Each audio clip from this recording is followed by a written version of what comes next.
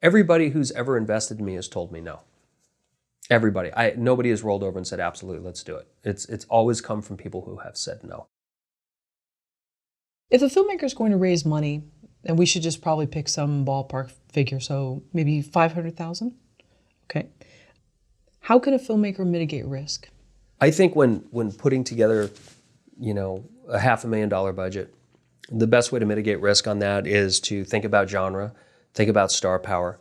As I try to tell a lot of producers, if you're only thinking about what the public perception is of your work and the stars that you are working with as your end game, you're never going to be happy. Be smart in your casting. Just because somebody is not A-list studio powerhouse player today doesn't mean they weren't 5-10 years ago. Doesn't mean somebody isn't on 3 television series that are syndicating around the globe, 2 or 3 times a day in 140 different countries. Those actors are gold, and they're not expensive. So, when we cast our films, it's about familiar faces. It's about people with good reputation, people that we enjoy being with 18 hours a day anyway, right? But I think for mitigating risk, it's about getting actors that people recognize. And people can say, oh, I remember this actor from that series or this series or that show or that film. And, it's when you're working in $500,000, it's really not a lot of money. It goes fast. And, to be able to put, maybe 35%, 40% of that above the line, I think is smart. And then, you got your crew all below the line, make sure that's an efficient team that makes your product look and sound good, get good editors, do whatever you have to do to make the product look as good as it can. I mean, you can make that money go a long way if you know how to do it. But again, it comes down to content. A $500,000 drama without the right cast is not the same thing as a $300,000 action film with just 1 or 2 right people in it. I mean, they can be completely different success. So I always think, it goes back to really understanding globally what your product, how products of that budget and that level and similar casts do. It's really important to look at like films. I mean, us as filmmakers, again, it goes back to thinking everything we do is so special. We're going to knock the world on its ass because this is just the best script ever and it's going to be the best movie ever. I always say, always go in, under promise, over deliver. And I think that's the biggest problem with, a lot of the pitch decks that we look at that come through. Everybody's got names and faces on these things they're never going to acquire. And they comp it to films they're not even ever going to come close to comping with. They always pick the big grand slam films. And what I try to teach producers is that when you go in with all these promises and hype, you're going to start casting your film and you're going to have 2 strikes against you when your investor says, well, who's in it? And you didn't get the names of the faces that were in your pitch deck. And, I think that a lot of people go in with such high expectations and they get reality checks. Sure, you're going to get the occasional like, wow, I can't believe we got this person or that person.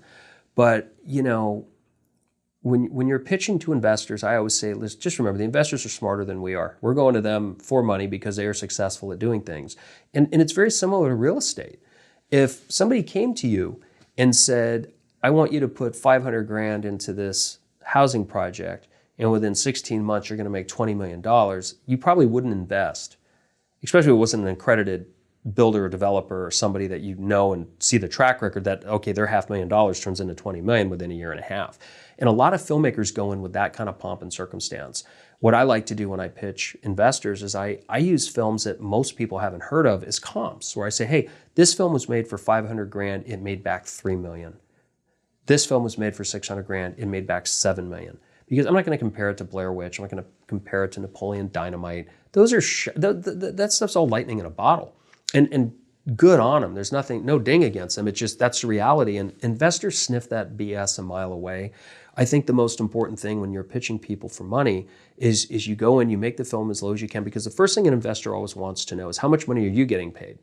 We talked about that in some of our earlier interviews. I think, how much do you pay yourself, or what should you be paid?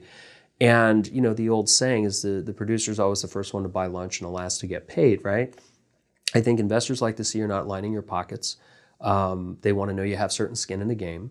And when you go to them and you say, look, your $500,000 investment, if we place it here, here, and here with this star power, could generate $2 to $5 million over the next 3 to 5 years, all of a sudden they don't feel they're getting a snow job.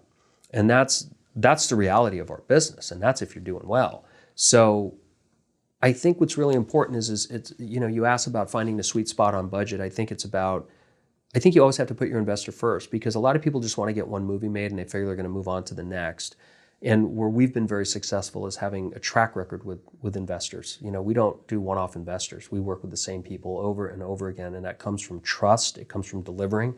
It comes from putting a product on the screen that they can be proud of when it's done, and having success globally. And it takes time. Nothing happens like that, you know, and that's, I think the problem is all these pitch decks that come in are just lined with BS and fluff and hype. And I think if people just take a step back and kind of do a reality check on what they're presenting, I think they'd be a lot more successful in getting funds. It's just about honesty and integrity.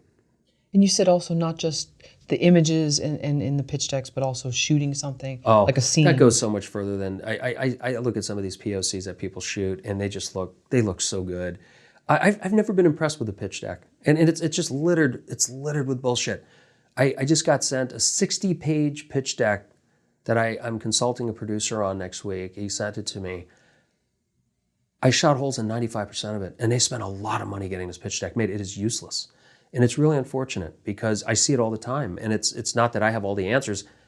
I've raised a lot of money from private equity. That's what I do. I know when they know they're getting BS'd, and I know what not to do. And these pitch decks are just constantly just filled with so much information. It's paperweight that they don't need. You know, I'm a big proponent of less is more in the room. I talk about it in the book. The first time I ever raised private equity, I went into a very successful businessman's office. Took 3 months to get the meeting. I brought in a briefcase filled with scripts, budgets.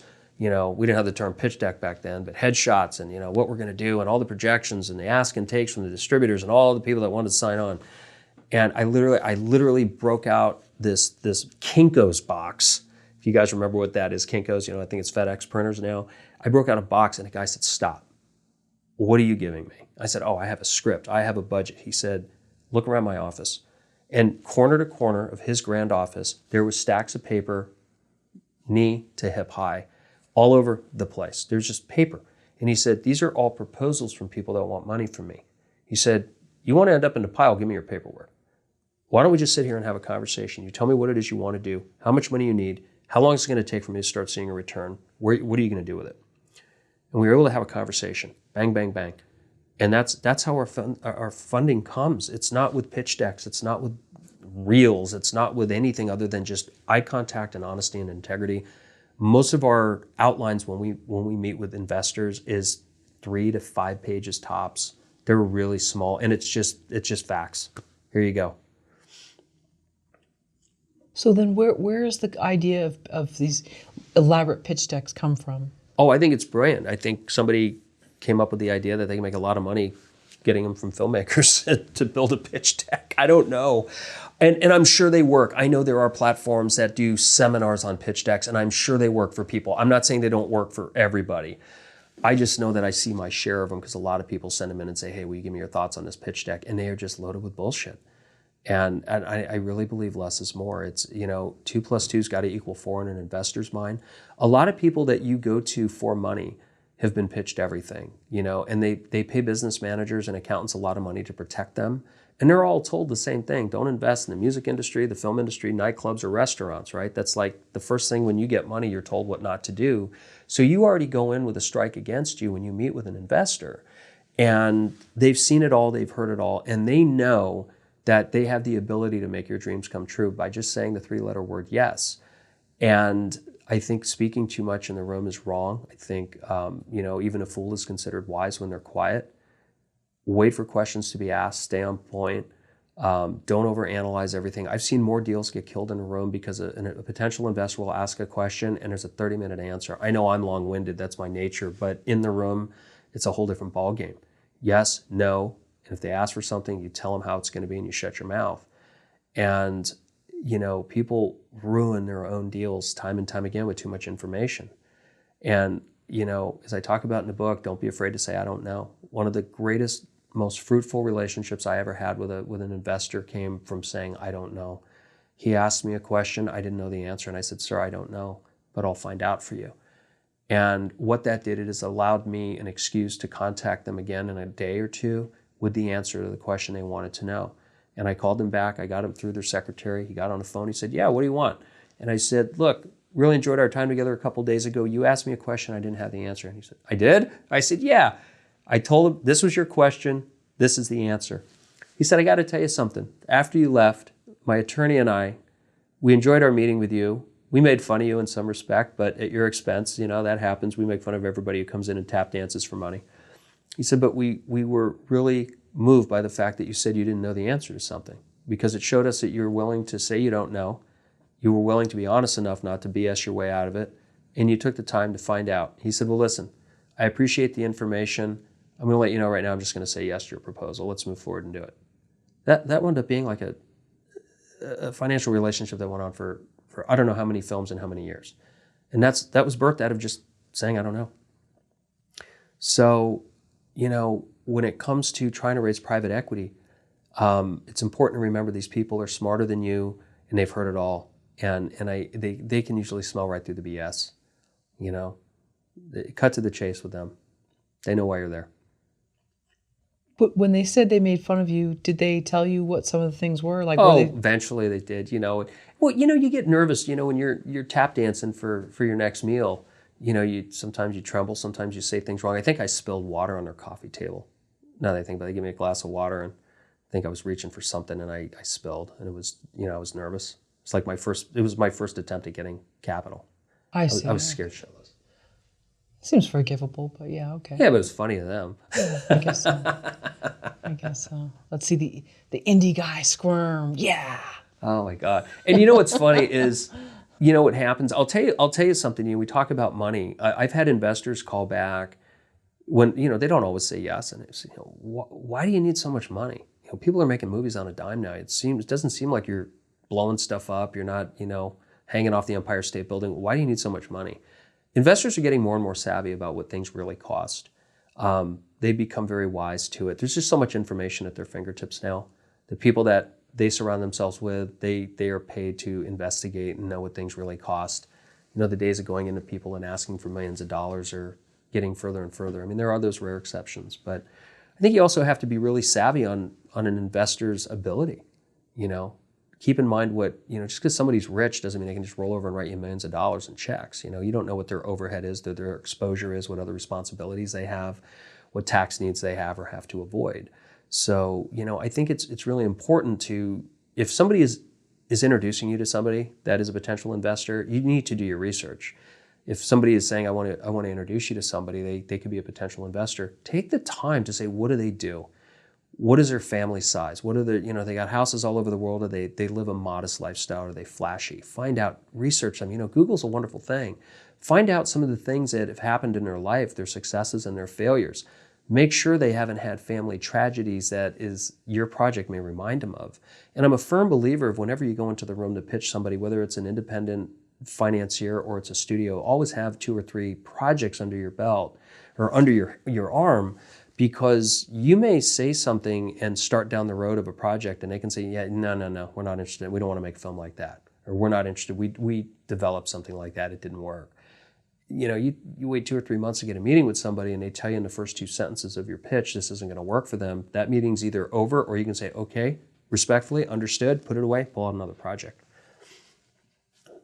So if they're accountants, let's suppose these are not quote unquote film people. Yeah, they usually are. Okay, so they're people that have made money in other industries, and their accountants or business managers will tell them, stay away from the following things, which include making a film.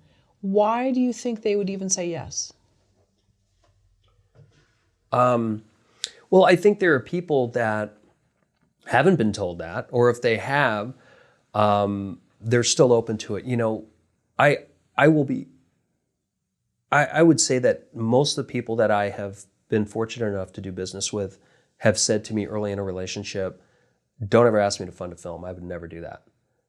And you look at it and you say, well, okay, but people who are doing films are doing very well if they're if they're done properly and the model is done and the budget's safe and the output justifies the investment.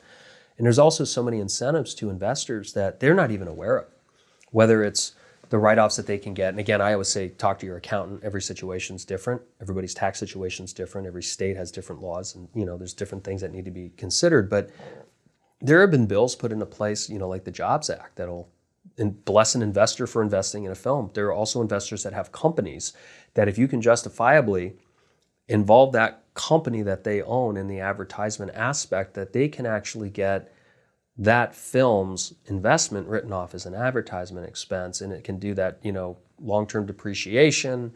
I've even had investors say to me, don't pay us any money back right now. We're taking a hit on this for a while for the company. You got to slow the roll on some of these returns. I mean, that does happen. Everybody's situation is different, but there's the reality of, when people make big money, and a lot of things are accessible on what people make or how successful they are. I always say cut those numbers in half. They're all, fabricated, or they're pre-tax dollars, and people have, people at that level are pretty responsible usually, especially if they've been around a long time and they come from older money, that they didn't just make it yesterday by picking magic 6 numbers. You really have to go in, and just because somebody's worth $100 million, it doesn't mean you ask for 10, or it doesn't mean you ask for 1. Why don't you start small and gain their trust, have a base hit or a double, and then they can go back and say, what else do you want to do? And so we'll have this other project we'd like to do. The budget's a little higher than last time, and if you've had success, you're not going to have an issue with it.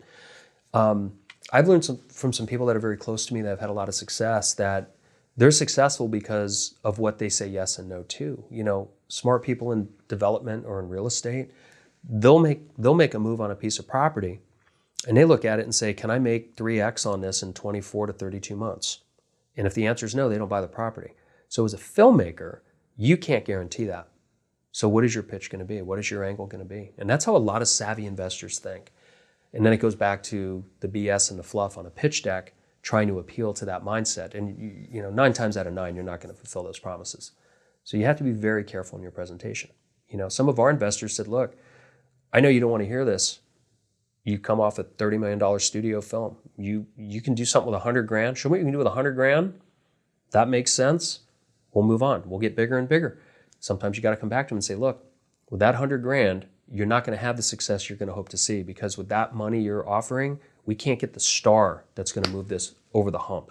So can you come up to 150? Give me another $50,000 so I can get this actor or that actor, and I'll show you what I can do for the 100 plus the talent side, and then we can have a conversation. And often they'll say, oh, okay, I understand how that works now, and they'll start working with you on that. You got to be open and fluid, and those doors should never be closed. I've had everybody who's ever invested in me has told me no. Everybody. Nobody has rolled over and said, absolutely, let's do it. It's always come from people who have said no. As the first answer. Absolutely. Even the gentleman who financed my first film wasn't the first time I've come to him for money. Yeah, it took 5 years to get them to do it. So it's always been no's. Everybody I've been blessed enough to be backed by has started with seasons of no's, or just don't come to me for film. I don't want to do it.